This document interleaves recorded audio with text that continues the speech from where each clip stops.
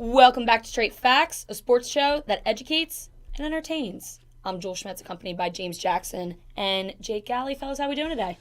It's a good day today. I had a really great good day. day. Yeah, I had a great day Nice today. outside. Weather's great. All right, facts straight at you. Kyle Murray had the best independent passer rating under pressure in the country. That says a lot because of where he is, where a lot of people expect him to go. If you're going to go to a bad team, most of the time, your offensive line is pretty bad. Your team is pretty bad. So you got to be comfortable throwing under pressure, and Kyler Murray was the best at that in the country last season. And plus, his Oklahoma offensive line wasn't the greatest at many points. So I think that points to him going very high in the draft. Yeah, and, well, a lot of the reason that he's so good under pressure is his ability to escape. He runs with tremendous agility. He is very small for the quarterback position, however. 5'10", 207 is the main worry if I'm an NFL GM and I'm looking for a quarterback in the top of the draft. I'm going to be a little bit worried about that, but his numbers speak for himself. 42 touchdowns, 7 interceptions last year. He's a Heisman winner. He was making all sorts of highlights. He probably could have played in another professional sport. That's something up unto itself. He was already a first-round pick, a top 10 pick in another sport. Turned down a bag, which I think that's a whole other discussion. I do think he's making the wrong decision. Well, in the first couple of years, you're as a quarterback, you're going to make more than if you're a minor leaguer, right? I guess. If you're the number one pick, which I think he's going to be. I can't remember the exact numbers. Maybe our statistician StatMac can help us out. But I know he turned down another signing bonus option with the A's if he were to sign this year and go to baseball. He turned down another bag, which is crazy. But for different reasons, I think he should have chose baseball. Going back to his football days, he's an amazing quarterback under pressure and on the run. Had a 115 quarterback rating under pressure, which is incredible. And only 17 starts. It's not like Kyler Murray was a starter his freshman, sophomore, and junior season. No, he was behind Baker Mayfield. He had one season starting and broke out like this at Oklahoma. And not only that, he's also extremely accurate. He ranked top 15 in on-target percentage for every yardage split, meaning 1 to 5 yard passes, 6 to 10 yard, 11 to 15, and 15 plus. It shows that not only is he moving, but he's also able to hit people while he's moving. There's a lot of quarterbacks in the NFL where that is a defining trait, and they're all great quarterbacks. Russell Wilson does it. Aaron Rodgers does it. Carson Wentz did do it before he got hurt, and it's an amazing thing to see. But if I'm the Arizona Cardinals and I'm sitting at the first spot in the draft, I just picked Josh Rosen. There is a ton of people clamoring to take this kid. I don't know if I can go ahead and take Kyler Murray first in the draft. He might end up being the best quarterback. But with where the Cardinals are at right now, I just don't know if it makes the most sense. Well, here's the thing. For me, you don't draft a quarterback. Josh Rosen went 3rd overall last year, correct? You don't. He went high pick, top 10. You don't draft a quarterback in the top 10, a high first-round pick, for him not to start.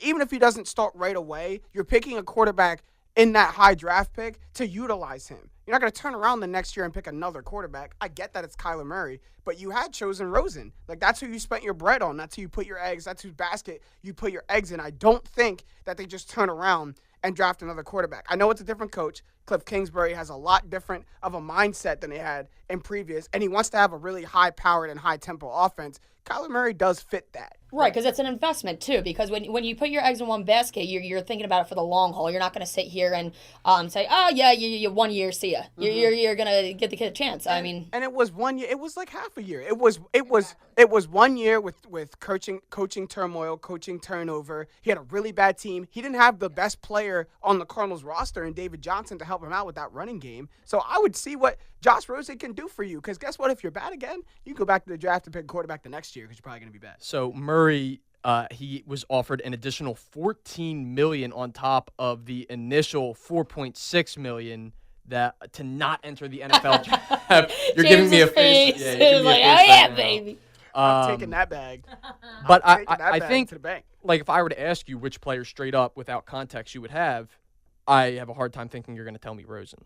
No, I wouldn't. Without context, no, I'm taking Kyler Murray. I actually didn't like that Josh Rosen that much at UCLA. But they already picked him. There is context around it. Hindsight's also very 2020, so I think that's go. But I'm focusing on a different quarterback in the draft, a quarterback that I think could help a lot of teams, and that's Dwayne Haskins, big body from Ohio State. For Dwayne Haskins, his cute base projects at 51% of a bust. Now, you guys are going to say, like, oh, he's over half a chance to be a bust. You got to think about that stat and how many players are drafted and how many turn out to be busts. To be projected only at 51% is not bad. It's actually pretty good. Like, go back to the draft where Jake Locker and Blaine Gabbert were getting picked in the top 10. Like, just makes me, like, cringe heavily. Cringe hard. He has a 28% projected chance to be an adequate starter, 16% chance to be top tier, and 5% chance to be elite. Don't take those numbers for face value. Really think about those numbers. Those are telling you that Dwayne Haskins is going to be a very good quarterback in the NFL. He's got all the makings of it. I mean, look, 50 touchdowns speaks for itself. He annihilated a bunch of records that Drew Brees set for the Big Ten that haven't been nearly touched since, and Dwayne Haskins came in 1 year. Ohio State's also very known for doing this with their quarterbacks, right? Remember Cardale Jones, who won them a national championship as the third Haskins string? is better than Cardale And he's Jones. better than him, and he's better. And I think a team that really could utilize him is the New York Football Giants. They need him.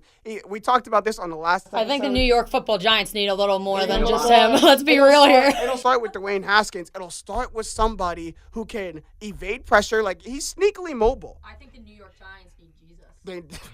New York Giants need If we're being honest. They need a blessing, but that blessing can be Dwayne Haskins. And I think it'd be compared very good. Jake, you mentioned their offense last week in last week's episode. I think it'd be very good. And he doesn't turn the ball over. You mentioned Kyler Murray's touchdown to interception ratio. Dwayne Haskins goes 50-8. Only one more interception than Kyler Murray and 8 more touchdowns, playing in a league in the Big Ten that plays a lot more defense than the Big 12. And I think something going for Haskins is that he does have that prototypical pocket passer presence and body. He stands at 6'3", 230, and opposed to what Stephen A. Smith will tell you, he is a phenomenal pocket passer.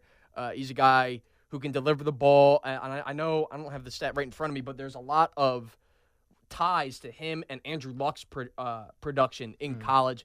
So it would be a good pick for the Giants. Another good pick that you could get later in the draft is Raquel Armstead from Temple. He's a back that hasn't gotten a lot of buzz. He didn't really play against the top competition at Temple, but he blew up the combine. He ran the second fastest 40 time, 4.45 for running backs, 6th highest bench with 22 reps. And in terms of his workload at Temple, he's 4th all-time in AAC, 4 carries. He's a guy who, if you watch his tape, he wants to kill whoever is in front of him. If you're a team like the Chicago Bears, who just traded Jordan Howard, maybe this is a guy that you look at later in the round for good value. A team like that, a team like the New Orleans Saints, who gave up their angry runner and Mark Ingram and now only have a finesse runner in Alvin Kamara and are used to that 2-back set, they could use an angry runner. They can use someone who averages 5 yards a pop, which is what he averaged in college. And the reason that I don't discount him for playing at Temple and his production, don't discount his production, is because when you look at what he did versus the best of the best, against Houston, he had a game with 30 carries, 210 yards, and 6 touchdowns. Oh, by the way, on that Houston defensive line is Ed Oliver, who's going to be a top 10 pick. I'm very impressed by this kid, watching him play and having called some of the games that he's played in. He's got a good head on his shoulders. But when we look into the analytics, backcast is a statistic showing what a running back will gain as opposed to the average drafted running back on a given play. I know that can be a little confusing, but his backcast is minus 14.3%. Not ideal, but like I said, he's a power runner, so not going to be breaking those big long runs. And yeah, the power can show in much more than just his yards per carry. I mean, 6 most bench press reps for a running back, and that's 4th all-time in AAC history and carry. He's a workhorse, man. He had 22 reps at the combine. He's a beast. He's a runner. But one who I'm really looking at is this running back from Iowa State. You hear about this guy? This man, David Montgomery, running all over the Big 12 last year. Like, David Montgomery was really a huge beast. And you talked about Armstead's backcast. Let me tell you about David Montgomery's backcast at 24%. So that's almost like direct inverse of Armstead. And he's just going to be a huge monster. He's a great back with a lot of speed and great vision. You can see how he hits holes at Iowa State and how he really just mucked up defense. Also, what's really underrated about his game is how he can get out of the backfield and catch passes. We know the way the NFL is trending. You want your running backs to be able to do more than just run the ball. You got to be able to aid in the passing game. It's what it's earned Le'Veon Bell such prowess in the NFL, is that not only is Le'Veon Bell the best running back on most teams, he's like the second best receiver on most teams. I don't think Montgomery will be that high, but I will link him to Le'Veon Bell as a dual threat to get out of the backfield and catch some passes. Yeah, and, I do think Montgomery is a little underrated. A lot of the mock drafts that you'll see out there will have Josh Jacobs of Alabama being the first back taken. I'm not really in love. He reminds me a lot of TJ Yeldon, a former back who is a little bit taller, upright, and was in a committee there. Josh Jacobs runs with a little bit more power than TJ Yeldon. Not a lot more power than TJ. Josh Jacobs runs kind of angry. And just a parting shot at Josh Jacobs, he has a minus 39% back cast. So if you are looking for a power back, I really do like Armstead, and for workhorse back Montgomery as well. I know who you also like. My man's out of Kentucky who torched Temple, Benny Snell. Snell, yeah. That guy's awesome. He has a really great personality, which is really what first drew me to him. If you watch his, I think it's like an E60 or some sort of production with him in the center of it, and he has like a mouthpiece that has a propeller fan in it. So when he goes by people, it's like It makes a sound.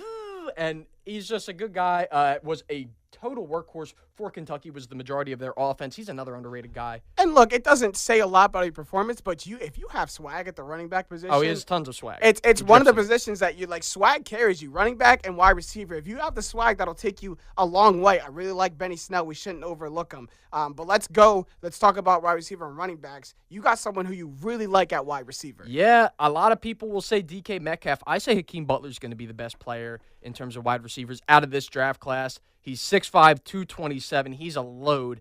He had 60 catches, 1,318 yards, 9 touchdowns.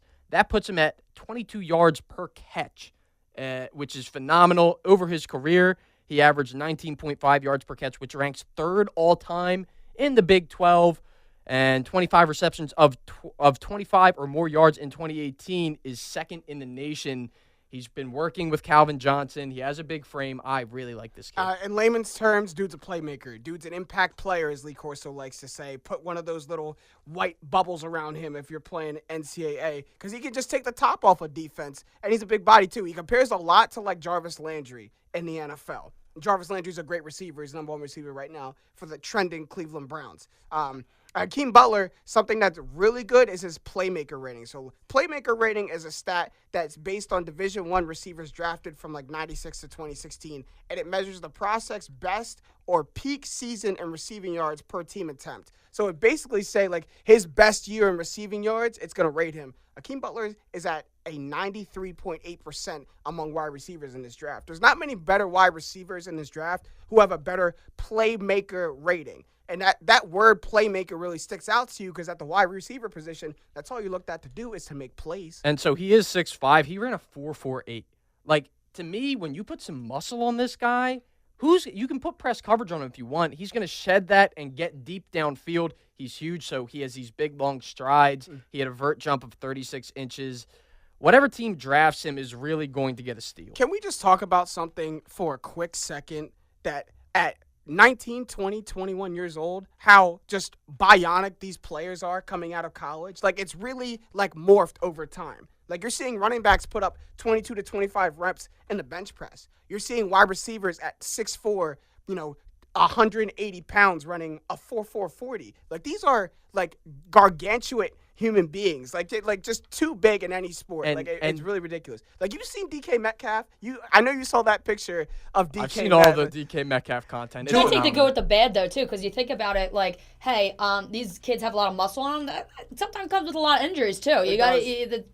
It's very important. The more muscle you have, the more muscles you can tear. Exactly. You know what I mean? And it's also in part because they're preparing for this combine now, knowing how important it is. It kind of masks maybe what they truly will be. A lot of these guys are coming in not at their playing weight, and then they'll run and jump off the chart. And then when you get them in camp, they're just really not that good at playing football. That's why a lot of the time scouts will rely heavily on tape rather than You combine should, results. yeah, because just like It's a you mix said, of both, you can but- train for the combine, and players seek out personal trainers to train me just for the drills at the combine because it's the same drills every year. Honestly, half that training's psychological too. If Yeah, you you're really right. want to break it down, like half the battle really is like on a psychological standpoint between that and like your health too. There's like a strict health diet, you know, just like all of it combined. You got to be nitpicky about it. Yeah, You do. and where I have him projected, I think he would slot very well in the second round. The Raiders have the third pick.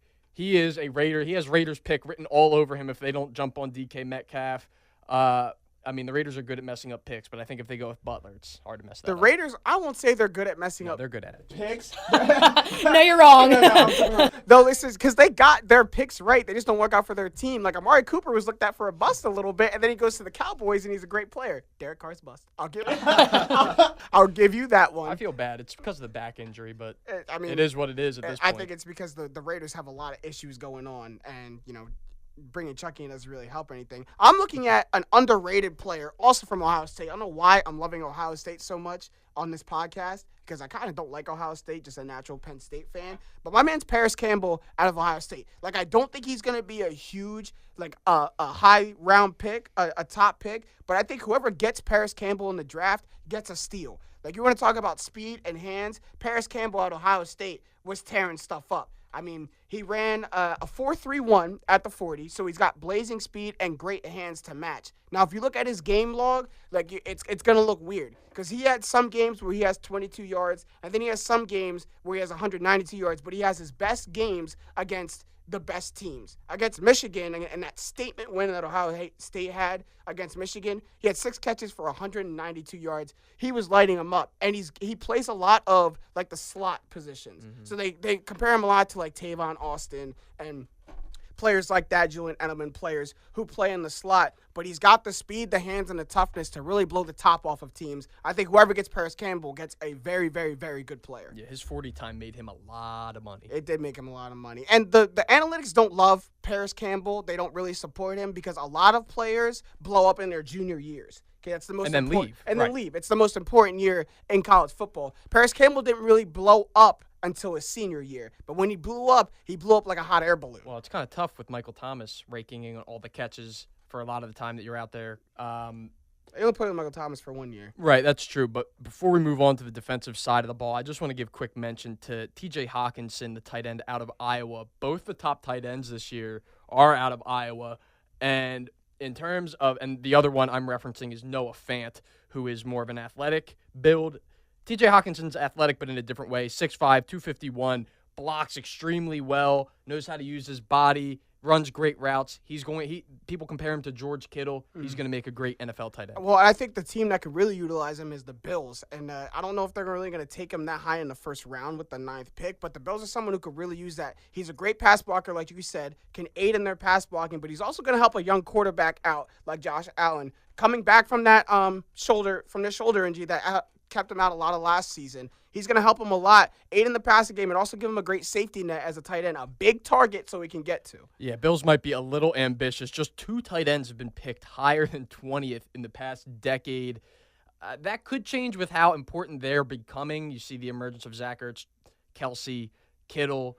They're now becoming more parts of, and Tight that's ends really are very from pivotal. Gronkowski and Graham starting. that Especially whole if you movement. can take a tight end and move him out wide, it creates a huge matchup nightmare because you can't put a safety on him because he's too slow. You can't put a corner on him because he's too small. But let's go to that defensive side of the football because someone I really like that can really wreak havoc for a lot of offenses is this dude, same name, Josh Allen out of Kentucky. 6'5", 262, and he's just a beast. 17 sacks, 21 and a half tackles for loss, 5 forced fumbles, AP first-team All-American. Like, the numbers speak for himself. And if you watch this dude out of Kentucky, like, dude is just a beast. You know how Khalil Mack can sometimes go through an offensive line, Aaron Donald does it too, and move an offensive lineman with one arm, and you say this doesn't make sense. Watch Josh Allen's tape because he did that a couple times, and it's just like, ooh, like how do you do that? Yeah, and when you look into the analytics for Allen, they like him. His Saxier rating, which really quick, Saxier is based on statistical analysis of all the tools that players have in terms of their explosiveness index. They look at the 40-yard dash, vertical leap, broad jump, things like that, and then they compare it and mix it with their production in college. It projects him out to have 26.3 sacks, similar to Ryan Kerrigan, which if you're picking Ryan Kerrigan with, like, I don't know, any 5 through 10, anywhere through there, which I think Allen will go, that's a huge win for your franchise. Yeah, he's a very explosive pass rusher. You mentioned Ryan Kerrigan. He reminds me a lot of Von Miller, just that raw, straight edge rusher. And they're going to bring him in. You say, you got one job, and that's to get at the quarterback. If the quarterback's chewing gum, I want to know the flavor. Like, that's just all they're going to worry about with Josh Allen. And I think that's all he's really going to look to. So shout out Football Insiders for all these advanced stats, by the way. We don't act like we're outsiders. What did I say? Insiders. Inside, outside, upside down, Same whatever. thing. Same Football shit. Outsiders, get their name right. Shout out Football Outsiders for the advanced stats. We don't act like we're coming off the top of our head. Also shout out our statistician, Matt Robinson, for finding all these stats. But then let's go to another player who you really like, Jonathan Abram out of Mississippi State, defensive back. Yeah, he's a safety, 5'11", 205. He had 99 tackles on the year. The stats really don't do him justice. He was on a good Mississippi State defense, and he is an extremely hard hitter. Reminds you of a smaller Cam Chancellor. He sheds blocks at an incredible rate. I mean, I was watching film where he took on Iowa, and we were just talking about T.J. Hawkinson and how great of a blocker he is. And he is a good blocker. And Abram was throwing him around like a little kid, like just like a dog playing with its toy, tossing him out of the way. I was astounded. He ran a 4.45. He can do a lot of things for you. He's going to be a great support safety that can come up and maybe even be a linebacker, which we've seen a lot of teams go to. Very Cam Chancellor-like. Yeah. And very also Malcolm Jenkins, like the way he likes to roam almost around the line of scrimmage and big body. Also want to give a shout-out to another D-back who is flying up draft boards, but still don't a lot of people know about him. This dude, Nasir Adderley, right down the road here at University of Delaware, is a beast. Is a beast of a player, and someone's going to have to take this man maybe in the first round. Yeah, I could see it happening. There are some teams later in the first round that do need safeties. Someone who was projected to be taking a safety in a few mock drafts were the hometown Eagles. So he might not be going very far. I don't know if he goes all the way up into the first round. I could definitely see him being taken in that early to middle second round. I'll tell you what, my Buccaneers need a whole lot more than a safety. But my Buccaneers could use a safety. I want to focus on the linebacker. I don't give a position. damn about your Buccaneers. Let's No one talk does. about my hometown Sixers, please. Let's bring out the Sixers. Okay, we'll see. We'll talk about it. Before we want to talk about the Sixers, I want to talk about the Damian Lillard show that was put on Tuesday night against the Thunder. Logo Lillard, you called him in the first. By the way, that's starting to catch on nationally. Oh, yeah. I think we beat a lot of people in the Logo Lillard nickname because I'm going to have to put that. That may be like second team all nickname. That may not get the first team I don't know. status. The more he hits those logo more he does shots, it, yeah. mean, that shot last night was bonkers. He Uh, pulled up from the logo on Paul George. Yeah, and listen, Paul George made the point that he thought it was a bad shot. And for all intents and purposes, Paul George was right. Like Damian Lillard, if you watch that clip, watch Damian Lillard's buzzer beater. He is setting up from the logo. He's standing in the middle of the Blazers logo. Right, he's sizing you up at half court. At Like, half what do you think's court. about to happen? He thinks he's about to run a play. He doesn't think he's about to sidestep, and then hit a three off him. So Paul George was right that that's a bad shot. And for all intents and purposes, like you don't have to let him shoot it. But Paul George isn't going to go aggressively defend him because then if you aggressively defend him too much, you get called for a foul. No, Now if he's he shooting makes that three. shot, he makes that shot. Like, I don't really blame Paul George. Who I blame is none other than Russell Westbrook, 11 of 31. He shot them out of the game, even though he had a triple-double, which he loves to get his triple-doubles. He was 4 of 11 from 3. You had Jeremy Grant, who was 7 of 8. Steven Adams, who's 5 of 8. Paul George was 14 of 20. It's like I was getting like flashbacks of when Kevin Durant would just disappear at the end of games because Russell Westbrook would choke the life out of him. And it happened again. Look, Russ is going home here, and I'm going to say this.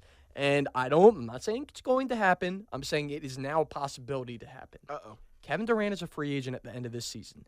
He has accomplished all that he set out to accomplish at Golden State. He's probably going to leave with 3 rings on his finger. And I think this loss for Oklahoma City opens up the door for Kevin Durant to come back to OKC. ooh. I do. I think it's possible. I don't think it will happen. Like, if I was a betting man, I'd still bet on him going to the Knicks or another team before the Thunder. I'm just saying, before Russell Westbrook flunked out of the playoffs for the past couple years, it wasn't a possibility. Now, hopefully, Russell can kind of realize, okay, I need to take a step back. I need to be a more calming, controlling force, and I need to get my teammates involved. And if he can do that and you pair him with Kevin Durant, they're probably now, once again, the most promising team in the West. Because I'm going to say that's – I don't disagree with that hot take a lot, but I think a lot of Russell Westbrook's game that needs to be fixed isn't his play. It's like his mentality and how he approaches the game. Look, he already did kind of take a step back when Paul George came. Paul George was the MVP candidate this season, not Russell Westbrook. And he still averages triple-double. But to your point and to Russell Westbrook's point, he does think he gets his teammates involved because he averages more than 10 assists a game. It's not always a bad thing either, because a lot of the time when you're up close and personal and signaling out one thing, you don't see the full picture. When you take a chance to step back and see the entire scenario, you kind of become more of a calm and collected person, and I think that he realized that, essentially. Kenny Judd Smith made a good point on Inside the NBA. He said that Russell Westbrook is on 100% on 100% go 100% of the time. And while that mentality is good, like I want a player to always try to be at 100%, in the course of an NBA game, especially in the playoffs, when the game gets slowed down a little bit, you have to be more strategic. You can't be 100% of the time, if that makes sense. There are times you got to ratchet it down to 50%. Got to go back up to 80. Got to come down to 30 and call a play. Russell Westbrook is unable to do that anytime. He thinks it's always got to be on 100% go, and he's too fast. Got to be able to control your emotions. And it's really not that big of a problem in the regular season. It's just in the playoffs where every possession matters, and he just full board does not care about context. Let me put this out there. He missed more shots than the rest of the Oklahoma City team combined. I'm going to say that one more time. Hope you guys are listening. Missed more shots than the rest of the OKC team combined. He missed 20. They missed 19. That is really the story right there. That's how it always goes. That's the old song and dance. I'm tired of talking about Russ because we slam him. It's been slammed. I want to give praise, and that's to my man's Damian Lillard. We got to talk about him more. He was 8 for 12 on shots for 30-plus feet in the series. Remember in the very first episode when I said he was living beyond 30 feet? Like, literally took out a timeshare at the logo and was living there. Damian Lillard was amazing this series, and he elevated his team's play. You made the point about Enes Kanter. You didn't think Enes Kanter was going to come in and do the things that Enes Kanter was doing. I think he was able to do that because of what Damian Lillard was doing and the positions that he was being put in. Yeah, Damian Lillard, and what's most impressive to me about Dame is that he's improved year after year after year. They had a huge embarrassment. And they were all-star. He was all-star every year. To improve as an all-star and still improve. It's very hard to do. Especially, and he comes back this year after getting bounced last year by the Pelicans. Just a great overall feel-good story. It's almost like the Virginia getting bounced by a 16 seed and then coming back and winning the national tournament. Like, okay, don't listen. He didn't win the national tournament. He's probably not going to win the finals. But he got swept last year by a Pelicans team that didn't have Boogie. Yeah. So to bounce back from that, get the same exact seed in the playoffs, and then take out a hot OKC team. It's not the same, but it's pretty freaking similar. And he had to deal with a CJ McCollum who battled foul trouble last night, who was in and out of the game. Like, Damian Lillard willed them 50 points at a closeout series. That works wonders. Joy, you ready to talk about your Sixers? Thank God, man. You really hurt my ears over here. Okay, but we had to give some shine to Dame. I'm having like hot flashes. Right, I want to jump out of my chair right now. But why are you having hot flashes? They took care of the Nets. Isn't that good? They took care of him in the first 5 minutes, and that's exactly my point. And Embiid only played 20 minutes. He only needed to play 20 points, I should say. Oh, my God. They murdered it last night. I absolutely loved every second of it. My question to you is, what do they need to do to strategize against the Raptors going into Game 1 for them? I think Embiid's got to be better in the low post. Now, he was facing inferior low post players. He's going to be facing, I won't say superior, but he's going to be facing very good and very veteran low post players against the Raptors in Marc Gasol and Serge Ibaka. He's not going to be able to have his way like he does with little bummy Jared What about Allen. our boy Kawhi that we talked about all last episode? I mean, I have respect for the guy. You can't come and hating Kawhi. He does work. Here's what I'm going to say about Kawhi. Right, well, until he's really displeased and forces his way out. I'm sure there's a lot of people. He still didn't say anything. I'm sure there's a lot of people in San He just had a pout on his face, who have no problem hating Kawhi. But Embiid only averages 14 points per game on 34% versus Marc Gasol. That's something that concerns me. Granted, Marc Gasol was in a different system when they played all those games. He was with that grit and grind Grizzlies system. The two teams have not actually played since Toronto acquired Gasol and the Sixers acquired Harris. So what we're going to see will be two teams figuring each other out in real time. I can't wait to watch it. For me, the biggest thing I'm keying on is Ben Simmons and his ability to take care of the rock versus he's going to draw the Kawhi matchup. And we know what the claw can do. He can really suffocate people on defense. Ben Simmons averages 8 turnovers a game against Kawhi, and those are only in 3 games. Like, Kawhi has a little bit of a beat on Ben Simmons. What I think that means is Brett Brown's got to do some strategizing. So this is my thing. As far as strategy goes, this is not a maybe. This is a must with the Raptors. You must be proactive early as far as JJ and Tobias go. Right, with shooting, like it's just like it's a must. Like especially you got to lock in. How emphasized she made that point. You must be. I'm very passionate about it. I'm literally like over top of you right now talking about it because I'm so hype over it. It's a must. It's not. That's no question. I think JJ Redick's got to establish himself early in this series. Like that 3-point shot that JJ Redick can bring. If JJ Redick goes absent with the 3-point shot against the Raptors, things can go very bad and look very ugly for the Sixers because it's going to be someone who's not providing them anything on defense and also not providing anything. I think if they lock down game 1, they're going to win the series. Personally, really, I do. Yeah, I do. Oh, if you steal one in Toronto, which Toronto loves letting people steal from them game 1. I mean, you got sneaky Kyle Lowry in game 1. But for me, what is most interesting aside from that Simmons-Kawhi matchup is now you have 2 forces where last season didn't exist on either team of Tobias Harris at the 4 and Pascal Siakam at the 4. Those are 2 forces who, when going, are pivotal for their team. If Tobias Harris, as we saw in the middle of that series for the Sixers, when he's hitting his shots, the Sixers team is nearly unbeatable. But but Tobias Harris also took a while to get going in that Brooklyn Nets series. And I don't think that if he gets off to a slow start, he can turn it up as high against Toronto, who's a very good defensive team. You know what I mean? JJ Redick shot 41% from 3 last series against the Nets. He's going to have to shoot a little bit higher than that. But the Sixers also have a lot of players who can guard Kawhi. That's true. And the Raptors don't have a lot of players who can guard Ben Simmons. Should Bobby be playing? What do you think? Bobby's going to have to. Bobby has been. Should be serving some cheesesteak at D'Alessandro. I can't believe I'm about to say this, but Boban Marjanovic has been one of the most productive players for the Sixers in the playoffs. I can't believe those words just came out of my mouth. Just versus the Nets, they're very small off the bench. They've only played one but team that's in what the I'm playoffs. saying. Like when you stick him in there against the Raptors, I don't know that.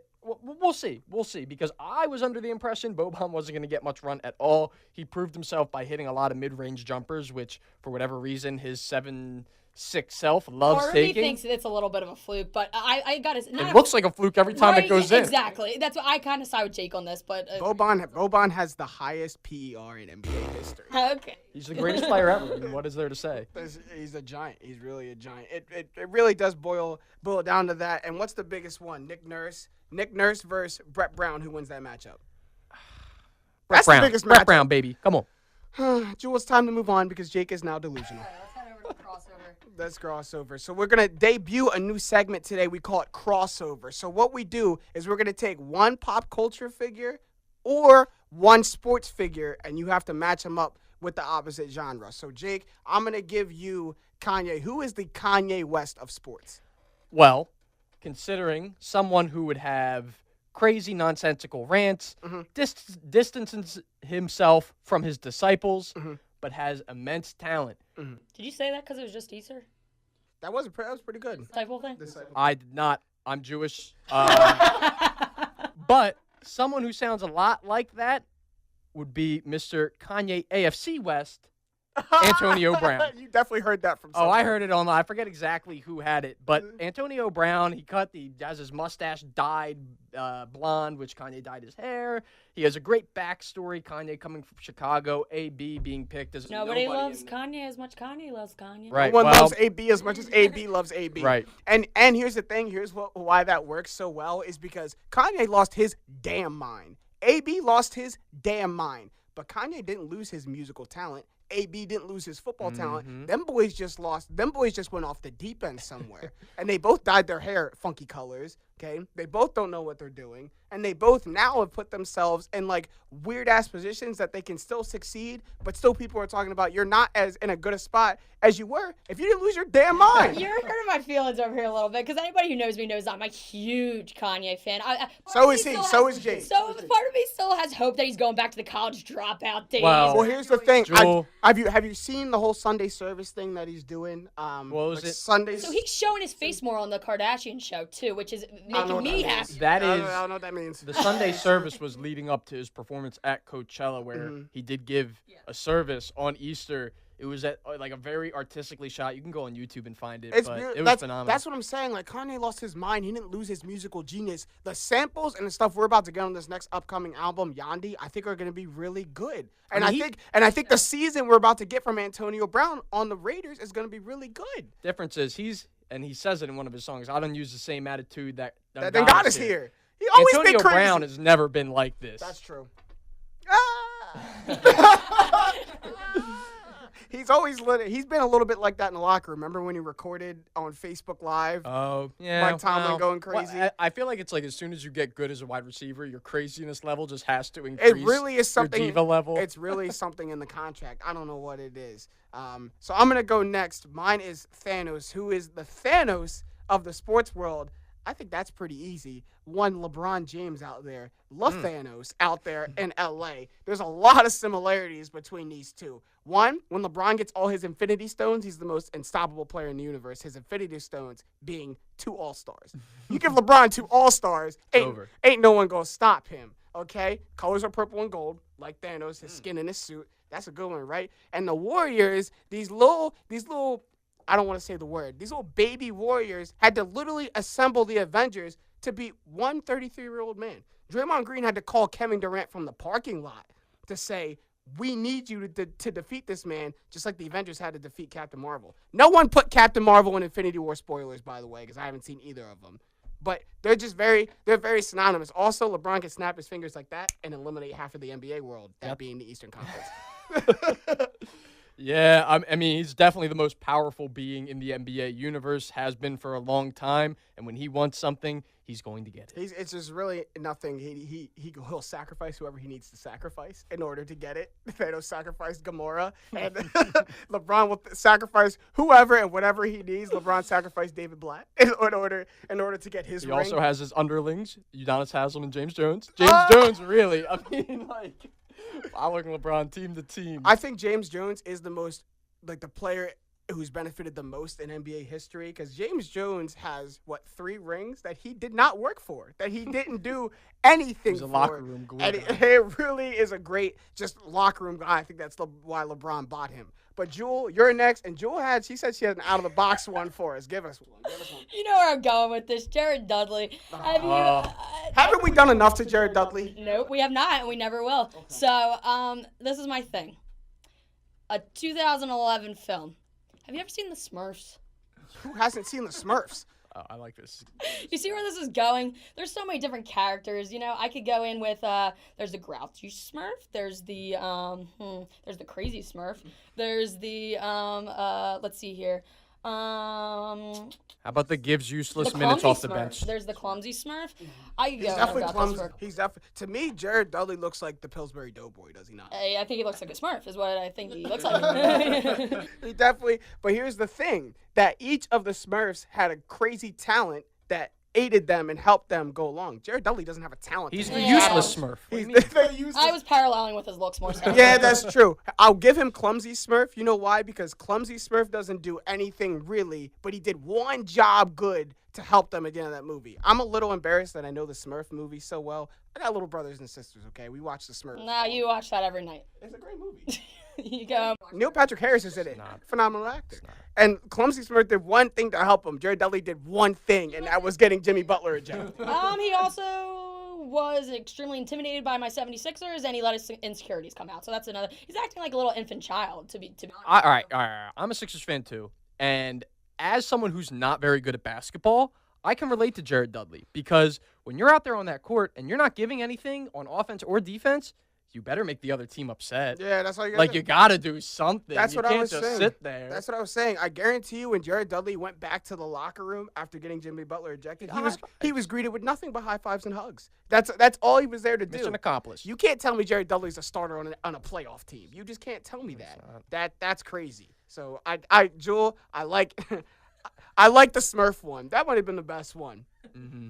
Obviously, I think Thanos was the best one. But all right, let's hit it off for the countdown. Number 5, boys. Number of games it took the Sixers to beat the Nets. Same amount of games it's going to take for the Sixers to beat the Raptors. You're gonna have to get over it. Like, you're such a Philly sports fan that like you just, when one thing good happens, you can't let it go and you got to carry it, and it just blinds you for everything else that's about to happen next. Okay. Watch your Sixers get bounced by the Raptors. 4. Number 4, and that's the number of playoff wins Russell Westbrook has in the last 3 years. We've talked about Russell Westbrook a lot in today's show, and it's just a simple point. If Russ doesn't change his game, Russ will not have success past the first round of the playoffs. Said it before, so I'll say it again. KD is the only thing that could save Russell Westbrook from himself. What we talk about, PG. not my point guard. 3. The number of first-round picks for the Raiders in this draft. As I said, they're very good at messing up picks. I'm sure 2 of the 3 of these picks will be busts. You're not going to hear what I have to say. The Raiders, I think, are trending upwards. I think John Gruden finally now has that first year washed under his belt. Now he's going to move picks, and he told the general manager, get me my picks. That's what we need. He got him his no picks. Quarterback. We'll see. Number 2. Number 2, and that's the number of series-winning buzzer beaters Damian Lillard has hit in his NBA career. Do people not remember the 2015 buzzer beater he hit to send the Rockets out in the first round? Series of claps Yeah. followed by a dagger. Bang. And that Damian Lillard, here's my statement. Damian Lillard will go down as probably the most underappreciated player in NBA history. Dude is a bona fide star, probably a Hall of Famer, a superstar right now. And for some reason, the NBA loves to pass him up on all NBA opportunities, all-star opportunities. That people got to appreciate Damian Lillard more. Agreed. All right, fellas. Number 1. Number of Pro Bowlers the Cardinals have drafted in the first round in the past 10 drafts. That being Patrick Peterson. You want to talk about messing up some draft Like, picks? what are you doing? I think they're going to do another bust in the first round with the first overall pick of Kyler Murray. Not bust in the sense that I think he'll be bad, but I just think that he's the wrong pick. They'll fumble that pick as they love to fumble a lot of picks. It shows it. The proof is in the pudding there. We move to the last segment at the buzzer. Jake, you have anything to say at the buzzer? Here's what I'll say. If you are standing in line with someone, James, you and I were just in suits in a very crowded room today. Oh. You got to give me some space, okay? I'm wearing a suit. I'm wearing a tie. I'm buttoned up. I'm sweating like all hell. Please back up, and I don't want to feel your chest on my back while we're waiting in line. Like, I just can't have it happen. There's so many things that happen when people don't know personal space in it's so lines. cool. The breathing. The breathing that happens. I want to be able to hear you breathing. And plus, I don't know if y'all know this, but a lot of y'all don't smell that good. So when I'm standing really close to you in a hot, crowded area, I'm not going to say I smell the best either. I don't want to smell you. Like, please just get out of here. Julie, have anything to say? Yeah, I do have a couple things to say. Specifically, I know we didn't touch on the Phillies too much today, but the Phillies clubhouse, come on, man. What are you doing? What are you doing, Jake Arrieta? Why are you throwing your man under the bus? Come on, figure it out. He was basically kind of undermining his own teammate. Like, what are you doing? He did it last year, too. I don't know why he does that. Yeah. Jake the Snake, for sure, huh? Jake the Snake. That's him. I don't want to say. Nah, that's a bad look. I'll say one thing at the buzzer. The weather's starting to get nice. The sun is shining. The birds are chirping. And all my friends out there who are listening to this, I want to take advantage of this summer. I need more cookouts. I need more pool parties. I need more trips to the beach. If anyone want to come with me to the zoo or the aquarium, that's fine. I'm making moves this summer. I'm tired of sitting in the house and sitting around not doing anything when it's all nice. We hitting Phillies games. We hitting it all. Let's just please everybody take advantage of the summer and while it's here, because before you know it, it's going to be cold again, and James gets miserable when it's cold. But that's all the time we have for this episode of Straight Facts. Big ups to our producers, Greg Barron, Kyle Sobieski, and Stat Matt Robinson behind the camera. From my partner, Jules Schmitz. It's been real. It's been fun. It's been real fun. From my partner, Jake Galley, I'm James Jackson, and these have been the facts. Straight up.